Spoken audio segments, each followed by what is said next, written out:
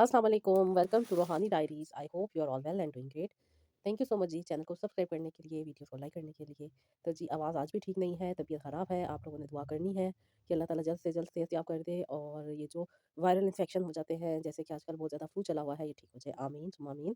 तो जी आप लोगों ने ज़रूर दुआ करनी है क्योंकि आप लोगों की दुआएँ अल्लाह ताला सुनते हैं और बहुत सारे मुअज़्ज़ात हो जाते हैं और जिन लोगों की ज़िंदगी में मुअज़्ज़ात होते हैं, उनकी स्टोरीज़ फिर हम आपके साथ शेयर करते हैं। तो ऐसी ही एक स्टोरी सिस्टर ने सेंड किया मुझे। ये सेंड कर रही हैं जी कराची से और लिखती हैं अस्सलाम वालेकुम आपी। आप ही मेरी ज़िंदगी को ख़राब करने वाला कोई और नहीं था बल्कि ही मेरे ही अपने लोग थे। और आप ही मेरी ज़िंदगी कितनी खुशहाल चल रही थी ये खुशी लोगों से बर्दाश्त नहीं हुई। बस आप ही मैं क्या कह सकती हूँ, जो नसीब में था वो होकर रहना था। हमारे घर का माहौल बहुत ज़्यादा सख्त था, किसी के आने-जाने की इजाज़त नहीं थी, ख़ास तौर पे ख़ानदान का कोई भी मर्द हमारे घर नहीं आ सकता था। अब्बू ने मेरा रिश्ता मेरे ताया के बेटे के साथ तय कर दिया था और अब मेरी रुख़्सती भी हो चुकी थी और अब ये अल्लाह ताला ने मुझे 2 बच्चे भी अता कर दिए थे। अल्लाह का शुक्र था, मेरी गृहस्थी बहुत अच्छी चल रही थी। 1 साल के बाद एक औलाद अल्लाह ने अता कर दी, ख़ावंद भी बहुत अच्छा था और बहुत ख़्याल करने वाला था। इनफैक्ट ताया-ताई की डेथ के बाद मुझे किसी और मसले का भी सामना नहीं करना पड़ा क्योंकि वो मेरी शादी से पहले ही वो इंतकाल कर चुके थे और घर को सँभालने के लिए मेरी शादी जल्दी कर दी गई थी। इनके एक और भाई थे लेकिन वो आउट ऑफ कंट्री हुआ करते थे। अभी पूरे घर की मालकिन मैं थी, मेरा बहुत बड़ा घर था, हर तरह की सहूलतें मौजूद थी। मेरे हस्बैंड बहुत अच्छी जॉब किया करते थे और बहुत ज़्यादा ख़्याल और एहसास करने वाले थे। इनफैक्ट बहुत से तोहफ़े तोहाई भी अक्सर और बेशतर मेरे घरवालों के लिए भी लेकर आते थे। मुझे अभी किसी भी किस्म की सख्ती का सामना नहीं करना पड़ रहा था। मेरे वालिद साहब के घर में बहुत ज़्यादा सख्ती हुआ करती थी। हमें कहीं आने-जाने की इजाज़त नहीं थी, किसी से मिलने की इजाज़त नहीं थी। इनफैक्ट हमारी फीमेल फ्रेंड्स भी हमारे घर नहीं आ सकती थी। इस कदर सख्त माहौल था और इसी माहौल में हम बड़े। मेरी शादी हो जाने के बाद मेरे हस्बैंड को घर आने की इजाज़त थी, पहले तो इन्हें भी इजाज़त नहीं थी। अब आप ही मैं अक्सर और बेशतर अपनी अम्मी की तरफ आ जाया करती थी और 2-2 3-3 दिन रह जाया करती थी। क्योंकि मेरा घर थोड़ा-सा शहर से बाहर था, इसलिए मैं जब अम्मी की तरफ आती थी तो 2-3 दिन स्टे करने के बाद ही जाती थी। इस दौरान आप ही हम सब लोग मिलकर डिनर वगैरह करते, हर खाना साथ खाते, एक-दूसरे के साथ बहुत ज़्यादा एन्जॉय करते और कभी-कभी मैं अपने बहन-भाइयों को अपने साथ आउटिंग पे भी ले जाया करती थी। और आप ही अब्बू ने इस चीज़ की इजाज़त भी दे दी थी। अब आप ही हम लोग बहुत ज़्यादा ज़िंदगी को एन्जॉय कर रहे थे, बहुत ज़्यादा खुशियाँ थी। इनफैक्ट मेरे हस्बैंड अक्सर और बेशतर मुझे गिफ्ट्स वगैरह भी लेके दिया करते थे। मेरी अम्मी को भी लेके देते थे और मेरी सिस्टर को भी लेके दिया करते थे, भाइयों को भी लेके दिया करते थे। आप ही मेरे हस्बैंड बहुत अच्छे थे, मुझे किसी भी किस्म का ना ही इन पे शक था और ना ही मुझे इनसे कोई गिला था। ये मेरी हर ज़रूरत का बहुत अच्छे तरीके से ख़्याल करते थे। अपने बच्चों की भी बहुत अच्छे तरीके से केयर कर रहे थे। हमारी ज़िंदगी खुशगवार गुज़र रही थी। अभी मेरी शादी को 3 साल हो चुके थे और इसी खुशियों में हमने ये 3 साल गुज़ारे, लेकिन कब नज़र लग गई इसका समझ ही नहीं आया। अब ये नज़र लगाने वाला कोई और नहीं था, सिर्फ़ मेरी अपनी ही बहन थी और मेरी बहन इन सारी चीज़ों को देख के हसरत का शिकार हो जाया करती थी। अभी ये मुझसे 4 साल छोटी थी, जबकि इससे पहले एक बड़े भाई थे और मैं सबसे बड़ी थी घर में। मेरी शादी जल्दी इसलिए कर दी गई थी कि ताया-ताई की डेथ हो गई थी और घर सँभालने वाला कोई नहीं था, इसलिए आप ही मेरी जल्दी शादी कर दी गई थी। अब मेरी सिस्टर को भी शादी की बहुत ज़्यादा शौक था और बहुत ज़्यादा तलब थी, जिसकी वजह से आप ही इसने कोई और नहीं बल्कि मेरी ही ज़िंदगी ख़राब करनी शुरू कर दी। मेरे मियाँ के साथ इसने अपने ताल्लुकात इस्तेमाल करने शुरू कर दिए और मेरे मियाँ का बहुत ज़्यादा ख़्याल किया करती थी। पहले मैं समझती थी नॉर्मल जो सालियाँ होती हैं वो इसी तरह अपने जीजा को या अपने बहनोई को इज़्ज़त दिया करती हैं। जैसे कि हमने अक्सर और बेशतर मूवीज़ भी देखी होती हैं कि उसमें बहुत ज़्यादा बॉन्डिंग होती है साली की और बहनोई की। लेकिन ये बेतकल्लुफ़ी इस हद तक बढ़ जाएगी ये कभी भी मैंने नहीं तसव्वुर किया था। वो अक्सर और बेशतर मैं बच्चों में मसरूफ़ होती थी तो मेरे मियाँ को कुछ भी चीज़ चाहिए हो, पानी का गिलास और हर वो चीज़ जो उन्हें चाहिए होती थी ये खुद दिया करती थी और काफ़ी देर तक बैठ के उनके साथ बातें किया करती थी। मैं इस चीज़ को नॉर्मल लिया करती थी क्योंकि घर का माहौल हमारा बहुत ज़्यादा सख्त था, किसी से बात नहीं की जा सकती थी। लेकिन ये अक्सर और बेशतर इकट्ठे बैठे हुए बातें कर रहे होते थे। और मेरे मियाँ भी ब कभी-कभी मुझे ये कहा करते थे कि अपनी सिस्टर की शादी कर दो। इनको ये चीज़ें बर्दाश्त नहीं होती कि हम अपनी ज़िंदगी एन्जॉय कर रहे हैं और ये इन चीज़ों से एहसास कमतरी का शिकार होती जा रही हैं। मैं तो बहनोई हूँ, किस हद तक चीज़ें ला के दे सकता हूँ। ये तो छोटे-छोटे गिफ्ट्स होते हैं, लेकिन ये इन चीज़ों को गलत रंग दे रही है। मैंने इस चीज़ को इग्नोर किया, मैंने कहा ऐसी कोई बात नहीं है, मेरी सिस्टर ऐसी नहीं है। वो सिर्फ़ और सिर्फ़ आपको बड़ा भाई समझती हैं, इसलिए आपके साथ उनकी इंटरेक्शन ज़्यादा है। अभी मैं तो सोच भी नहीं सकती थी कि मेरे पीछे इस कदर बुरी चीज़ें हो रही हैं और इस कदर मेरी ही घर को तबाह करने के लिए प्लान बनाए जा रहे हैं और कोई और नहीं, मेरी ही सगी बहन ये सब कुछ कर रही है। मैं इस चीज़ को बिल्कुल ही इग्नोर कर दिया करती थी। लेकिन अक्सर और बेशतर मेरे मियाँ मुझे हिंट दिया करते थे कि इस चीज़ के ऊपर अपना फ़ोकस लेकर आओ, लेकिन मैं इस चीज़ को बहुत ज़्यादा इग्नोर कर दिया करती थी। मर्द तो आप ही मर्द होता है, कब फिसल जाए उसके अपने ही बस में नहीं होता। अभी मैं ये सोचती थी, इसलिए अभी मैंने अपनी सिस्टर को 1-2 दफ़ा वार्न करने की कोशिश की और ये कहा कि आप इतना बेतकल्लुफ़ ना हुआ करें, वो इस चीज़ का गलत मतलब लेते हैं। इस पे मेरी सिस्टर मुझे बहुत ज़्यादा बुरा-भला कह दिया करती थी और कहती थी, "आपकी सोच गंदी है, आप गलत सोचती हैं, ऐसी कोई बात नहीं है। मेरे बहनोई बहुत अच्छे हैं, आप ही की उनके साथ नहीं बनती। आप अक्सर और बेशतर उनकी जो शिकायतें कर रही होती हैं, वो चीज़ें और वो ख़ामियाँ तो उनमें है ही नहीं, आप झूठ बोलती हैं।" अभी घरेलू बहुत ज़्यादा ऐसी बातें होती हैं जो मियाँ-बीवी के आपस की होती हैं। अक्सर मैं अम्मी के साथ कुछ अपने दुःख-सुख कर रही होती थी, तो ये मेरी बातें सुन के उन चीज़ों को टोलने की कोशिश करती थी। और मेरे मियाँ से क्रॉस टॉक करके बहुत सारी बातें निकलवाया करती थी। और फिर मुझ पे बताया करती थीं कि अब आप लोगों ने कहीं और आउटिंग पे जाना है। ये सारी बातें मुझसे पहले इसको पता होती थी और ये भी बहुत अच्छा तैयार होके हमारे साथ जाया करती थी। मैं इसे नॉर्मली ले रही थी, लेकिन इतनी बड़ी त तबाही मेरी ज़िंदगी में आ जाएगी मैंने कभी नहीं सोचा था। अभी हम एक दफ़ा एक पार्क में गए और वहाँ पे हम बहुत ज़्यादा एन्जॉय कर रहे थे। मेरे छोटे भाई भी साथ थे, मेरे बच्चे भी साथ थे और ये भी साथ थी। हम सब लोग थे, अम्मी भी बल्कि साथ ही थीं। हम लोग अभी वापसी पे एक रेस्टोरेंट में बैठे और वहाँ पे एक दूसरे टेबल पे फैमिली बैठी हुई थी और वो फैमिली कोई और नहीं थी बल्कि बाजी के साथ पढ़ने वाला लोग थे, यानी कि बाजी के क्लास फेलो थे जो अपनी फैमिली के साथ बैठे हुए थे। जब मैंने देखा तो मैंने फ़ौरन से बोल दिया कि ये तो मेरे क्लास फेलो हैं, क्यों ना इनसे मिल लिया जाए। मेरे ज़हन में तो कोई भी ऐसी बात नहीं थी कि मैं अपने हस्बैंड से छुपाती, इसलिए मैंने उनसे हेलो हाय की, जिसकी वजह से अभी मेरी सिस्टर ने इस चीज़ को बहुत ही गलत तरीके से मेरे हस्बैंड के सामने पेश किया और कहा, "आपको पता है ये कौन है? ये इनसे क्यों इतनी तकल्लुफ़ी से मिल रही थी?" तो उन्होंने कहा कि नॉर्मल है, इंसान जब किसी के साथ पढ़ता है या को-एजुकेशन में पढ़ता है, तो फिर इंसान एक-दूसरे को जानता है। ये तो अच्छी बात है कि इसने सबके सामने हेलो हाय की, इसमें कौन-सी बुराई है? तो मेरी सिस्टर ने इस चीज़ को पलट के रख दिया और कहा कि आपको नहीं पता, आप तो अपनी बीवी पे इतना ज़्यादा ट्रस्ट करते हैं, इनका इनके साथ पहले अफ़ेयर था। जब मेरे मियाँ ने ये बात सुनी तो बहुत ज़्यादा परेशान हुए और इस चीज़ को उन्होंने बहुत ही ज़्यादा नेगेटिव वे में ले लिया। मर्द था, मर्द के दिल में तो शक आता ही है और जब अपनी ही सकी बहन इस तरह की बात कर रही हो तो फिर तो 100% ही इस पे यकीन होता है। अभी उन्होंने ये बात दिल में रख ली और अक्सर व बेशतर मेरी आदत को नोट कर रहे थे और मैं बहुत ज़्यादा खुले माइंड की खातून थी और अभी इन चीज़ों पे और इन बातों पे मैंने कभी भी नहीं सोचा था। उम्र के उस हिस्से में जहाँ पे लड़कियाँ बहुत ज़्यादा एन्जॉय कर रही होती हैं, मेरी शादी हो गई और अल्लाह का शुक्र था कि मुझे अपने हस्बैंड से बहुत ज़्यादा प्यार था और उसके ऊपर अल्लाह ताला ने मुझे इतनी नेमतें अता की, इतनी ज़्यादा सख्ती बर्दाश्त करने के बाद तो मैं अल्लाह का सिर्फ़ शुक्र अदा किया करती थी और अपनी लाइफ़ को अच्छे तरीके से जी रही थी। लेकिन सिस्टर की इस बात की वज़ह से मेरी ज़िंदगी में आग लग चुकी थी। अक्सर व बेशतर मेरे हस्बैंड मुझे मार्केट भी नहीं जाने दिया करते थे और मुझे कहते थे मैं खुद ही सारा सामान ले आया करूँगा। अब मैं बहुत ज़्यादा इरिटेट होने लग गई थी कि 3-4 साल हो गए हैं हमारी शादी को, आज तक इन्होंने कभी भी मुझे किसी चीज़ से नहीं रोका। लेकिन अब ये क्यों मुझे बात-बात पे टोकते हैं। कभी मैं छत पे जाऊँ तो भी मुझे टोकते हैं और कभी-कभी मेरा फ़ोन भी चेक किया करते थे। अब ये सारी बातें मुझे बहुत ज़्यादा तकलीफ़ का बाइस बन रही थी, इसलिए मैं अम्मी से अक्सर इनका ज़िक्र किया करती थी और ये बातें सुन के वो खुश हो जाया करती थी। उसके बाद आप ही ये बात उस वक़्त तो मुझे नहीं पता थी कि ये सारी आग मेरी बहन की लगाई हुई है। लेकिन कुछ अरसे के बाद जब आप ही वो मेरा बार-बार फ़ोन चेक किया करते थे, तो मैं बहुत ज़्यादा परेशान हो जाती थी कि ये क्यों इस तरीके से मेरे फ़ोन को चेक करते हैं। और अक्सर वो बेशतर मेरे माज़ी को कुरेदने की कोशिश किया करते थे कि तुम को-एजुकेशन में पढ़ी हो, तुम्हारा किस-किस के साथ रिलेशन था, कौन-कौन तुम्हारे फ्रेंड थे, इस तरह की बातें किया करते थे। और अक्सर वो बेशतर मुझे टॉन्ट कर दिया करते थे कि तुम्हारी क्लास में सिर्फ़ एक ही लड़का था जिससे तुम मिली थी, कोई और नहीं थे जिनके साथ तुम्हारी बातचीत होती है या कोई लड़की नहीं थी जिससे वो तुम्हारी फ्रेंड होती। अब ये सारी बातें जब ये मुझसे पूछते थे तो मैंने उनके जवाब देती थी। ये मेरे लिए तो नॉर्मल जवाब थे, लेकिन ये उनके बीच में से कुछ चीज़ें निकाल लिया करते थे और फिर उन्हीं बातों पे मुझसे कभी न कभी बहस कर लिया करते थे, जिसकी वज़ह से अभी मैं खामोश हो जाया करती थी और सोचती थी कि इन्हें क्या होता जा रहा है, ये क्यों इतने शकी होते जा रहे हैं। मैं बहुत ज़्यादा परेशान थी अभी। एक दिन मैं अपने अम्मी के घर गई और वहीं पे रात को स्टे करना था। लेकिन अभी मैं बच्चों में इतनी मसरूफ़ थी कि काफ़ी तबीयत भी ख़राब होने की वज़ह से मैं बहुत गहरी नींद सो रही थी। जिसकी वज़ह से अभी जब रात में मैं उठी तो देखा कि मेरे मियाँ और मेरी बहन बाहर ड्राइंग रूम में बैठे हुए बातें कर रहे हैं। ये बात देख के मुझे बहुत अजीब-सा फ़ील हुआ कि ये रात का इस टाइम पे दोनों बैठे हुए चाय पी रहे हैं और ये कोई बात करने की तो नहीं है, क्योंकि इंसान को रात सोने के लिए होती है और सुबह इन्होंने ऑफ़िस भी जाना है। इस पर मेरी सिस्टर ने फ़ौरन से जवाब दिया कि बूढ़े लोग रात को सोते हैं, आप बूढ़ी हो चुकी हैं, जाके सोएँ, बच्चों को सँभालें, हम इधर बैठे कुछ डिस्कस कर रहे हैं। मैं बहुत ज़्यादा हैरान हुई कि ये किस तरह मुझे जवाब दे रही है। मैंने अपने हस्बैंड का बाजू पकड़ा और कहा कि आप तो उठे, आप किधर बैठे हुए हैं? अब्बू देखेंगे तो अब्बू बुरा मानेंगे। उस पे मेरी सिस्टर ने पीछे से कहा, अब्बू तो बुरा माने ना माने, आपने तो पहले ही बुरा मान लिया है।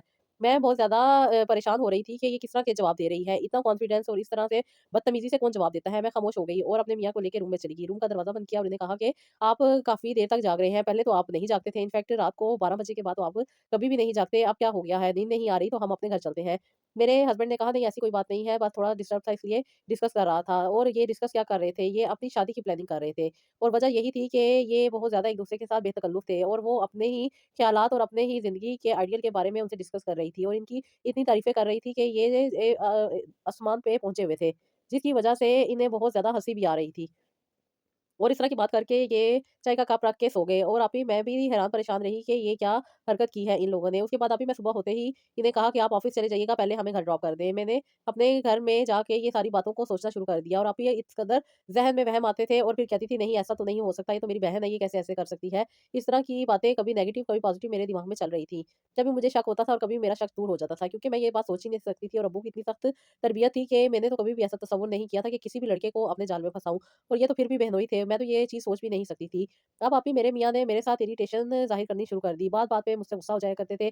छोटी-छोटी बात पे बड़ी-बड़ी लड़ाई कर दिया करते थे। हालाँकि नॉर्मली बच्चे 3 सालों से बीमार हो रहे थे, कोई भी इतना बड़ा इश्यू नहीं होता था। लेकिन अब हल्का-सा कुछ वैक्सीनेशन करवाई थी जिसकी वज़ह से बुखार हो गया था और उस बुखार की वज़ह से आप ही इन्होंने जब चेक किया तो बहुत ज़्यादा परेशान हो गए और मुझे बुरा-भला कहना शुरू कर दिया कि बच्चा बीमार है और तुम किचन में लगी हुई हो। बच्चे को तो देखो बेवज़ह की इन्होंने आप ही मेरे साथ लड़ाई करना शुरू कर दी। मैंने बच्चे को उठाया तो बच्चा नॉर्मल ही था क्योंकि वैक्सीनेशन के बाद अक्सर बच्चों को बुखार हो जाया करता है और उसके बाद ठीक हो जाता है। मुझे पता था, मैंने इनको बताया, लेकिन इन्होंने फिर और 2-4 बातें निकाल के मुझे बुरा-भला कहना शुरू कर दिया और फिर दोबारा से मेरे माज़ी के बारे में कुरेदना शुरू कर दिया और उस लड़के के बारे में कहना शुरू कर दिया कि मुझे पता चला है कि तुम्हारा उसके साथ अफ़ेयर रहा है।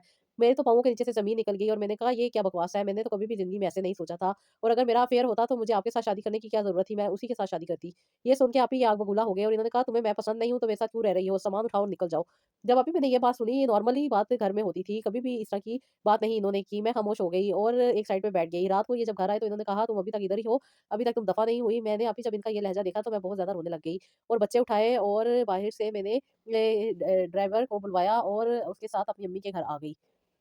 जब मैं घर आई तो मैंने अम्मी को ये बातें बताई कि अम्मी, जिस लड़के को मैंने उस टाइम पे होटल में हेलो हाय किया था, इन्होंने उसके साथ मुझे अटैच कर दिया है और ये शक कर रहे हैं कि मेरा उसके साथ अफेयर था। जबकि अम्मी आप जानती हैं कि मुझे तो इन चीज़ों की समझ ही नहीं थी जिस वक़्त मेरी शादी की गई और ये सोच मुझे आई भी नहीं। मैं तो अपने ही मियाँ के साथ लॉयल हूँ, लेकिन ये मुझ पे इस तरह का शक कर रहे हैं। अम्मी ने कहा कोई बात नहीं, मर्द बाहर से थका-हारा आता है। इस तरह की बातें अक्सर और बेशतर उसके ज़हन में होती हैं, कुछ अरसे बाद ठीक हो जाएगा, तुम परेशान ना हो। मैं भी आप ही खामोश हो गई और अपने बच्चों में लग गई। नमाज़ पढ़ने के लिए बैठी तो बहुत सारे वहम मेरे दिमाग में चल रहे थे।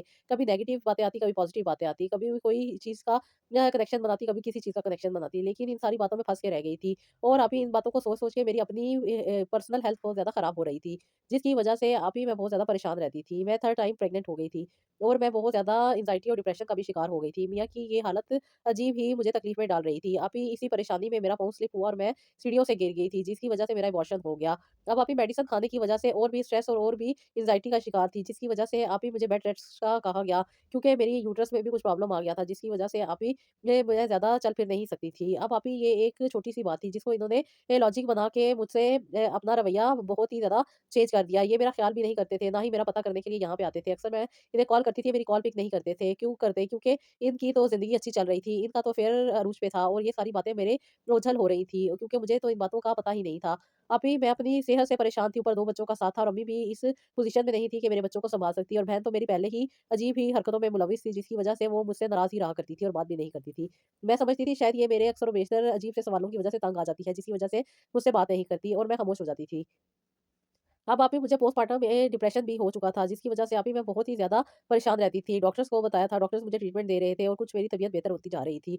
अभी जब मैंने इन्हें कहा कि मुझे अपने घर जाना है, तो इन्होंने कहा नहीं, तुम अपनी अम्मी के घर हो, 6 से 7 महीने तक आराम करो, कोई मसला नहीं है।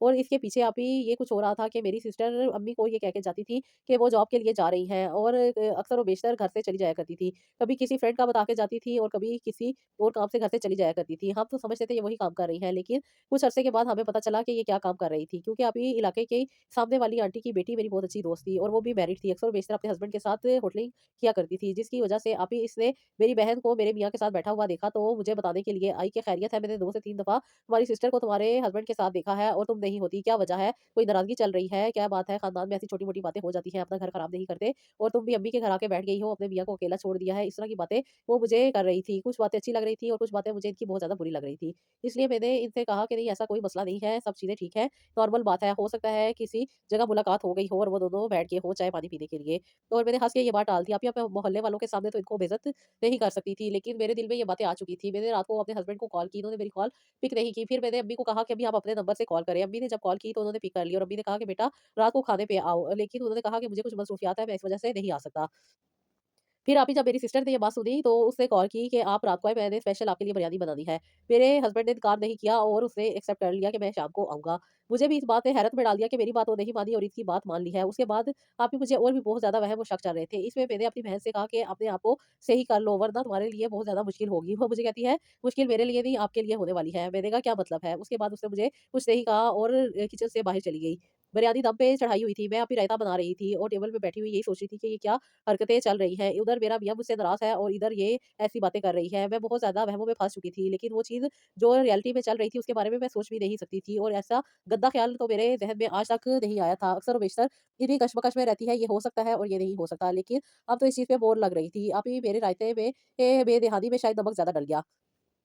अब जब वो आए तो हमने टेबल पे बिरयानी लगाई और साथ ही सारी चीज़ें रख दी। जिसके बाद आप ही इन्होंने जब रायता लिया तो बहुत ज़्यादा नमक था, जिसकी वज़ह से इन्होंने अपना मूड ऑफ कर लिया और मुझे अजीब-सी बातें कहने लगे कि इसका ध्यान पता नहीं कहाँ होता है आजकल।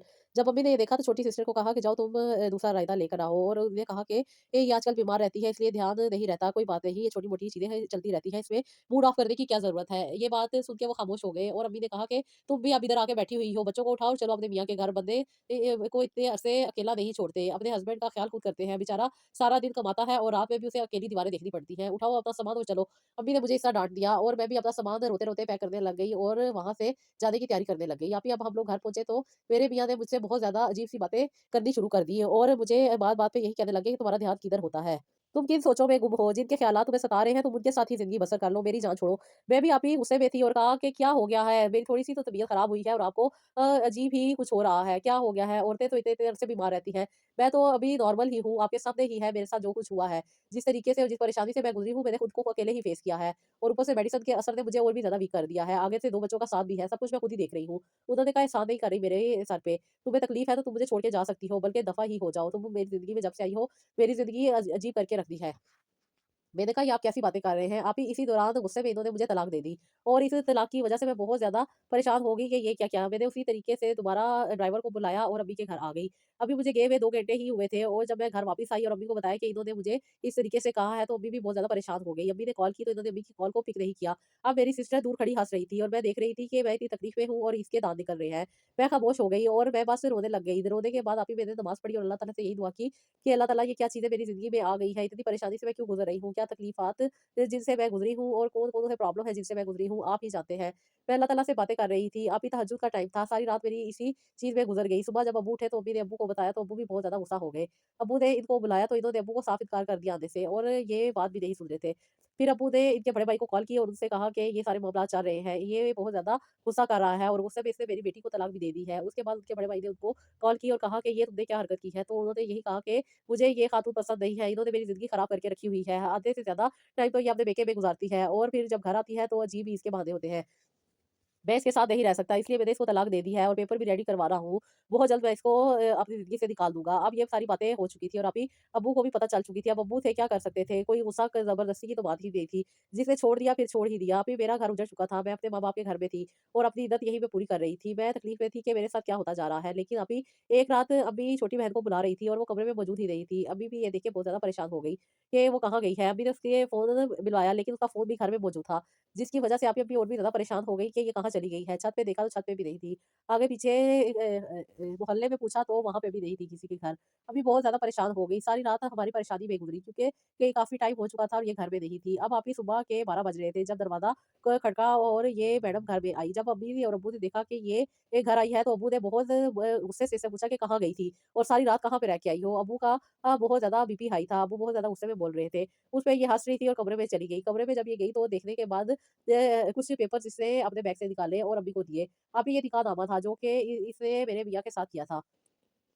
मेरे भैया ने और इसने शादी कर ली थी और ये अपना सामान लेने के लिए यहाँ पे आई थी और कहा था कि मैंने शरई तौर पे इनसे निकाह किया है और कोई भी दुनिया की ताकत मुझे इनसे दूर नहीं कर सकती। अभी मैं ये सारी चीज़ें देख रही थी और मुझे ऐसे लग रहा था जैसे मेरे सामने कोई फ़िल्म चल रही है और मैं हक्की-बक्की अपने आप को ही देखती जा रही थी कि ये क्या हो गया मेरे साथ।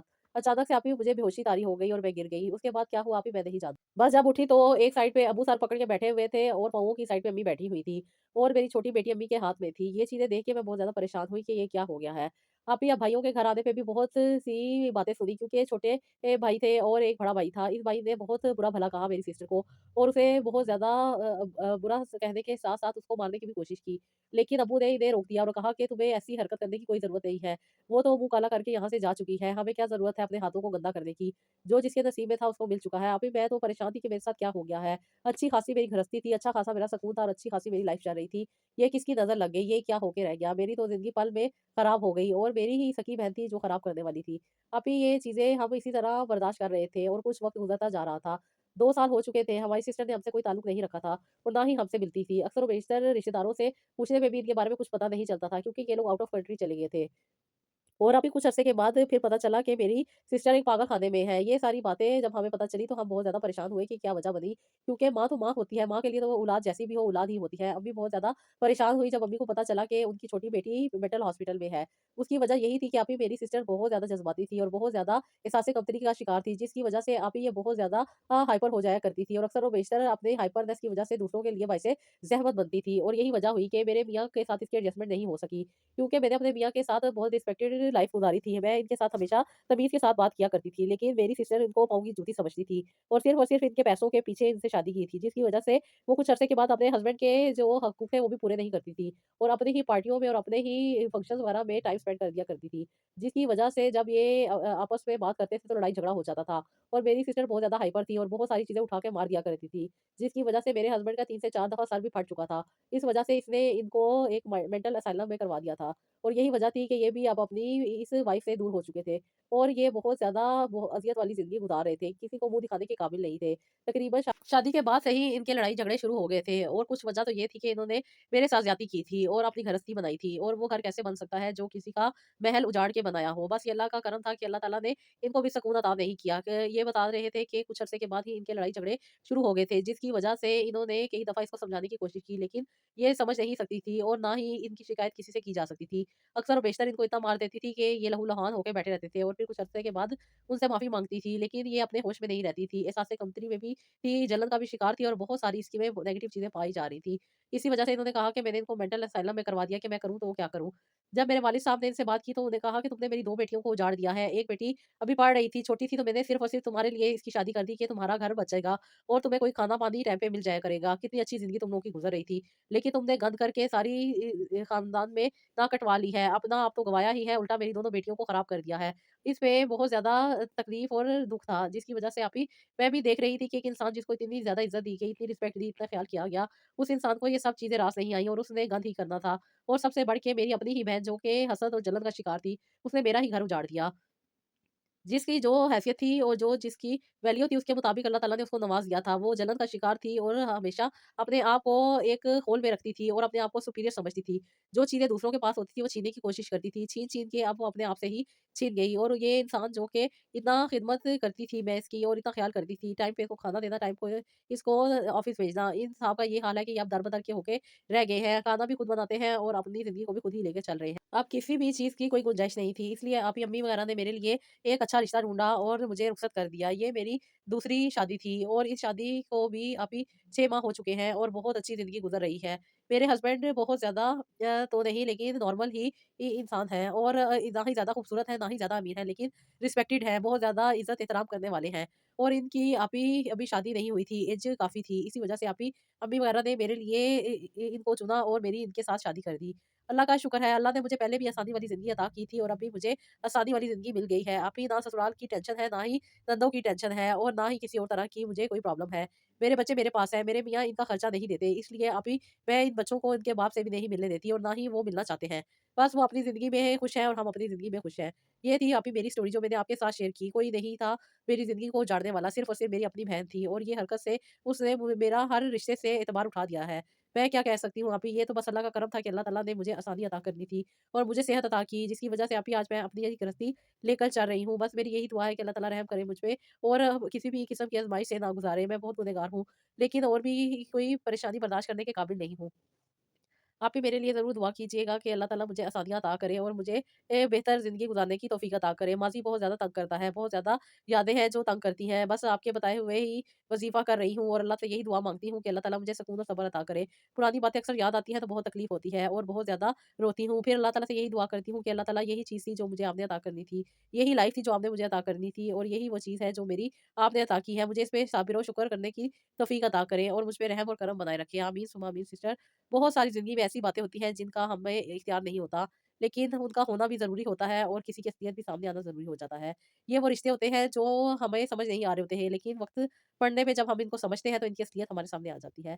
तो दुआ यही है कि अल्लाह ताला कभी भी किसी का घर ख़राब ना करे, किसी की बनी गृहस्थी ना उजाड़े और ना ही किसी की ज़िंदगी में ऐसी हसद और नज़र करने वाली ख़वातीन या ऐसे नज़र और हसद करने वाले लोग शामिल हों, जो दूसरों की ज़िंदगियाँ तबाह कर जाएँ। तो जी, ये था मेरा आज का व्लॉग। आई होप आपको पसंद आया होगा। इसका फीडबैक ज़रूर दीजिएगा। अपना बहुत सारा ख़्याल रखिएगा और नेक्स्ट व्लॉग के लिए इजाज़त दीजिएगा। अल्लाह हाफ़िज़।